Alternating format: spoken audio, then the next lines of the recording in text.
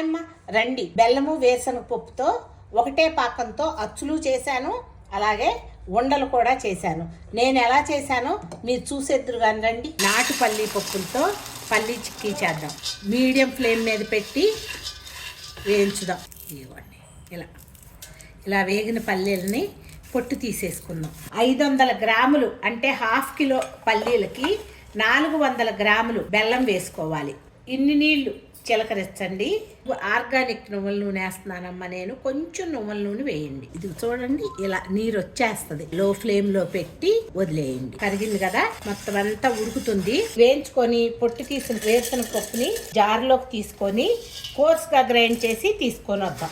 మనం medium flame మీదే పెట్టి పాకం వచ్చేదాకా తిప్పుతూ ఉన్నాము.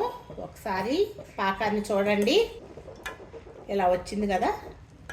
అది అలా కొంచెం యాలకుల పొడి, 2 స్పూన్లు నెయ్యి వేద్దాం. ఒకసారి తిప్పేసి స్టవ్ ఆఫ్ చేసుకొని వేరుశనగ పప్పు వేసేద్దాం. కోర్సుగా చేసి పెట్టుకున్న వేరుశనగ పప్పుల పౌడర్ ఉంది కదా, అది కూడా వేసేయండి. ఒకసారి తిప్పేసి మనం కోర్సుగా పౌడర్ చేసుకున్నాం అనుకో, ఆ టేస్టే వేరుగా ఉంటుంది.